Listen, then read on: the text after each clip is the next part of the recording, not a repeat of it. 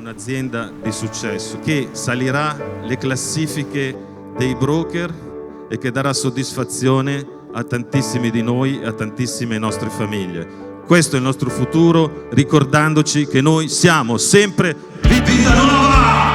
Evviva!